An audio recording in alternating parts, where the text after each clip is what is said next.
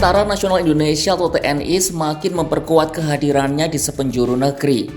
Selama tahun 2025 ini, TNI telah menambah 150 batalion baru yang tersebar di berbagai daerah. Terdapat 3 titik yang jadi fokus utama, yakni Aceh, Jakarta, dan Papua yang disebut sebagai Center of Gravity. Lebih dari itu, TNI Angkatan Darat atau AD juga diberi tugas baru untuk menjaga kilang minyak BUMN. Langkah itu disebut dilakukan guna menjamin stabilitas keamanan nasional di tengah meningkatnya potensi ancaman yang dapat mengganggu kegiatan sosial, ekonomi, dan pembangunan negara. Ekspansi ini juga memicu pertanyaan mendalam soal prioritas pertahanan Indonesia dan bagaimana TNI akan bertransformasi dalam waktu dekat. Mari kita bahas dalam video berikut.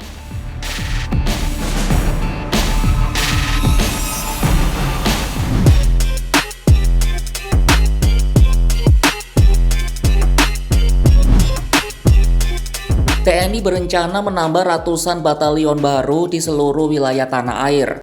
Panglima TNI Jenderal Agus Subianto mengatakan, pertimbangan bangunan batalion baru adalah ketimpangan antara jumlah kabupaten dan jumlah batalion yang sudah ada. Menurutnya dari 514 kabupaten hanya ada 100 sekian batalion, Senin 24 November 2025. TNI disebutnya bakal menambah jumlah batalion secara merata di tiap kabupaten dan kota. Wacana ini terus dikonfirmasi oleh Menteri Pertahanan Syafri Samsudin. Ia mengatakan pembangunan batalion infanteri sudah dimulai tahun ini dan akan dilakukan secara bertahap tiap tahunnya. Dari tahun 2025 kita sudah memulai pembangunan kekuatan ini, di mana saat ini di tahun 2025 kita sudah memiliki 150 batalion Tentara Nasional Indonesia yang kita sebut Batalion Infanteri Teritorial Pembangunan, dan ini akan terus kita tingkatkan setiap tahunnya pada jumlah 150 batalion per tahun. Selain batalion, TNI juga akan memperbanyak komando daerah militer atau Kodam di setiap wilayah. Menurut Agus, tahun 2025 ini terdapat penambahan 6 kodam baru dan tahun depan akan kembali bertambah hingga berjumlah 37 kodam.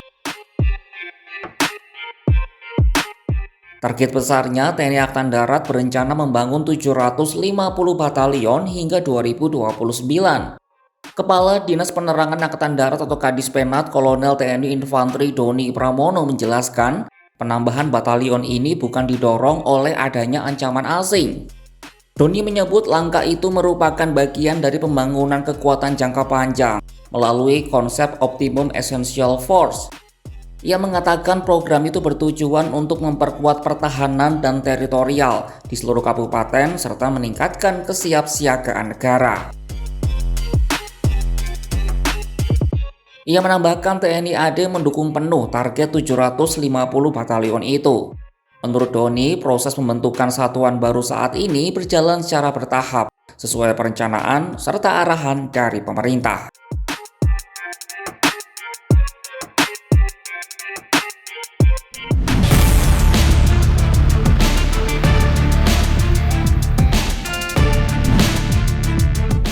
Pemerintah memutuskan untuk menambah pengerahan prajurit TNI di 3 wilayah yang dikategorikan sebagai Center of Gravity alias titik berat nasional, yakni Jakarta, Aceh, dan Papua.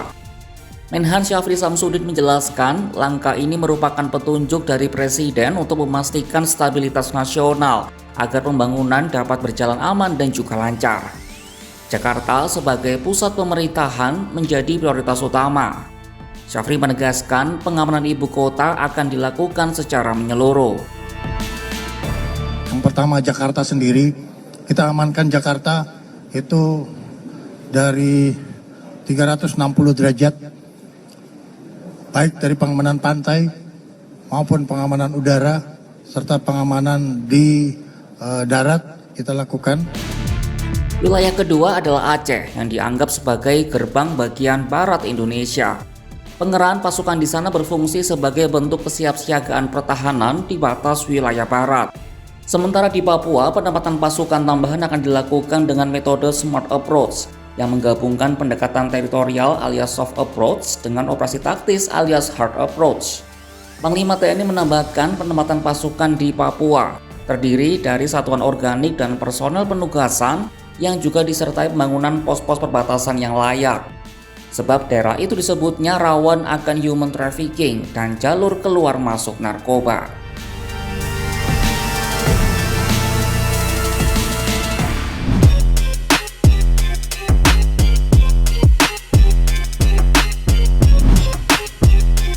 Selain itu, Menhan turut buka suara terkait tugas baru TNI untuk menjaga kilang minyak BUMN.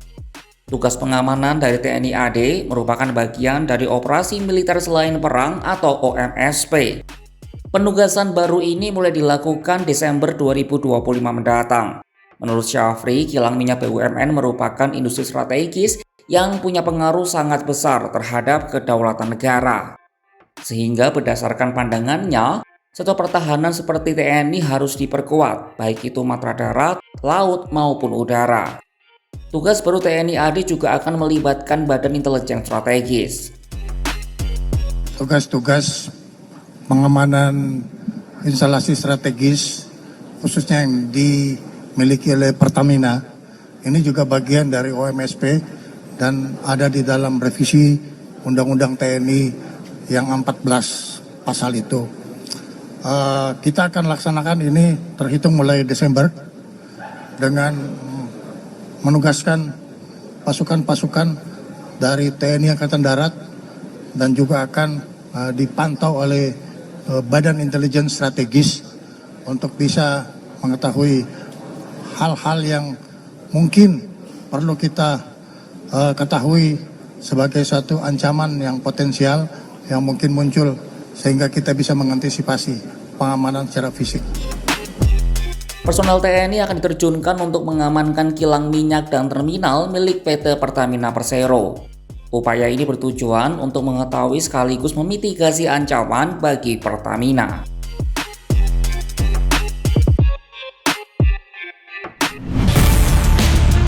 Pada akhirnya, setiap penambahan pasukan bukan hanya soal angka, bukan juga semata-mata deretan batalion atau bendera Kodam baru. Ini soal arah, soal prioritas, soal bagaimana negara membaca ancaman dan bagaimana rakyat harus membaca negara. Ratusan batalion dibangun, puluhan Kodam diperluas, 3 wilayah ditetapkan sebagai titik berat. Lalu TNI kini juga turun menjaga kilang minyak, masuk lebih dalam ke urusan strategis ekonomi. Pertanyaannya, apa yang sebenarnya sedang kita persiapkan? Apakah memang penguatan jangka panjang demi pertahanan? Dalam negara demokratis, memperkuat pertahanan adalah kebutuhan, tapi transparansi juga tuntutan. Apalagi ketika ekspansi militer menjadi masif, cepat, dan menyentuh ruang-ruang sipil. Di tengah lonjakan kekuatan ini, kewaspadaan menjadi milik bersama. Bukan hanya TNI yang harus siaga, tapi juga publik yang perlu terus mengawasi. Saksikan kabar lainnya hanya di kanal YouTube Kompas.com.